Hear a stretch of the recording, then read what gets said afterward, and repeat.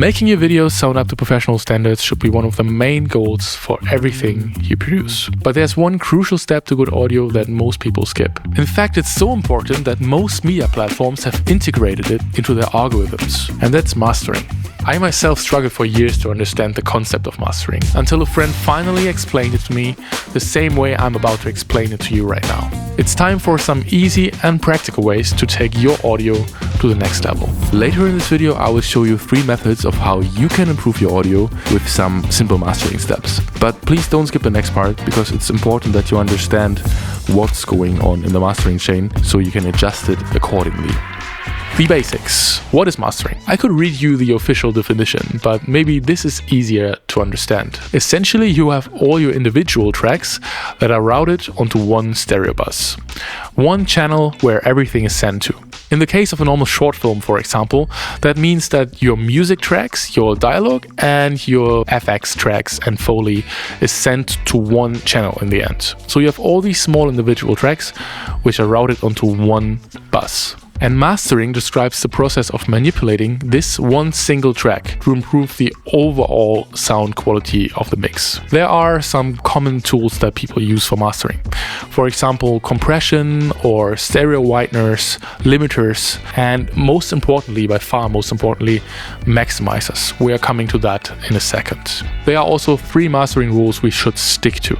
First of all, you have to make sure that your overall mix is well balanced. This whole process is called mixing. That's like a completely different field, but this is like the requirement that you have to fulfill before you go into mastering. The second rule was that normalizing your audio tracks is not enough, and that's also not mastering. And I explain why. And therefore we have to come to the most important concept of audio mastering: loudness. There's a very common misconception that level equals loudness. That is not necessarily the case. Quick story time. When I was a kid, I often watched TV with my sister while we were visiting my grandma. And every single time the TV show cut to an ad break, my mom or my grandma would scream, "Kids, turn the volume down. Why does it always have to be so loud?" Well, mom, it turns out it wasn't our fault. The production companies for TV ads would maximize perceived loudness to the absolute maximum to grab the full attention of the viewers. But how is this possible? As you probably know, the maximum level we can have in digital audio is 0 dB. Every single signal that goes above the 0 dB mark starts to clip, and then it starts to distort, and it sounds horrible.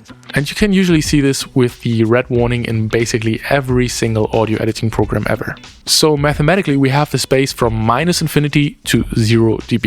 Imagine it like a drawer. To achieve maximum loudness, we need to use the space as efficiently as possible. So back to normalizing. Why isn't it enough? It is definitely a good starting point. But what normalizing does is simply taking the whole waveform and stretch it to use the space available. It sounds good because it increases the level to the maximum possible level, but it's not quite like that. If we have a waveform like this and you are speaking evenly, or the character in the movie is speaking evenly, then it's not really a problem, because if you normalize it, it looks like this. But what if you have a waveform that looks like this? Then you get this. And that's not enough loudness yet. So what can we do against that? We can use tools like compressors, clippers, limiters, and maximizers to reshape the waveform. A maximizer in that case, the most important plugin that we will dive into in a second, is a combination of a compressor, limiter, and clipper. And it uses different algorithms to increase the loudness as much as possible. But it's time to get practical. We go from the easiest and cheapest method to the highest quality result. I keep it simple and only use automated tools. Alright, DaVinci Resolve first. Go into the Effects tab of your mastering channel on the Fairlight page and find the soft clipper. What this soft clipper does, it is cutting some of the highest peaks of the waveform. Then use the threshold knob until you see a few dB of gain reduction. But don't overdo it, or it will start to distort. In fact, it's so important that most media platforms have integrated it into their algorithms. And that's mastering. Then find a limiter and make sure it's after the soft clipper. Click on the soft button and increase the level up to your desired loudness. Again, this method is free, but it's not a real maximizer, which means it's easy to accidentally slightly distort the sound. The same way I'm about to explain it to you right now. Be careful, if it distorts, dial it back a bit. We're coming to the better methods in a second. Then under Spatial, find the Stereo Widener. Put it in front of the soft clipper and adjust it to your taste. Less is more here, don't overdo it, which is a classic rookie mistake, I would say. Little changes will compound into bigger changes on the mastering chain. So just slightly stereo widen it. The last thing I usually do is put a multi-band compressor on the first spot in the chain. Make sure all bands except band 2 are deactivated and set your range between 90 and 450 Hz. Therefore you can use these knobs. And then you just use the threshold to get some muddiness out of the mix. Into their algorithms, and that's mastering. Here's a full A/B test. Skip. In fact, it's so important that most media platforms have integrated it into their algorithms, and that's mastering. I myself struggled for years to understand the concept of mastering, until a friend finally explained it to me the same way I'm about to explain it to you right now. The second method involves Logic Pro X. So if you have the software, this is by far my favorite method. Simply drop your rendered movie into the software, press the mastering button and let it do its magic. It will apply a match EQ based upon professional references and improve your audio with one click. Have integrated it into their algorithms, and that's mastering. I myself struggled for years to understand the concept of mastering. Then you just use the loudness button to adjust it to your taste. I usually aim for like -14 or -12. Easy and practical ways to take your audio to the next level.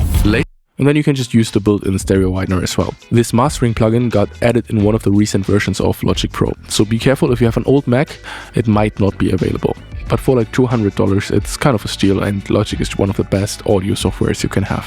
Lastly, we are coming to the best price value option, Isotope. It has the same functionality as the Logic one, and you can get the Elements versions for like $50. It's kind of a steal for what you get. As the Logic one as well, this combines a match EQ, a stereo widener, and a maximizer into one plugin with like very simple knobs. And you also have 2 different algorithms that you can use. Just press the mastering knob, adjust the settings, and play the audio. It will automatically master it for you. Everything you produce. There's one crucial step to good audio that most people skip. In fact, it's so important that most media platforms have integrated it into their algorithms, and that's mastering. In this case, I adjusted the EQ a bit because I felt like there's a bit of a lower mid build-up, and I also used the stereo widener. But apart from that, it kind of works really well. To the next level. Later in this video, I will show you 3 methods of how you can improve your audio with some simple mastering steps. But please don't skip the next part, because it's important that you understand what's going on in the mastering chain. So if you guys want to see more tutorials on how to improve your videos, please consider subscribing to this YouTube channel and write any questions you have in the comments. See you next time.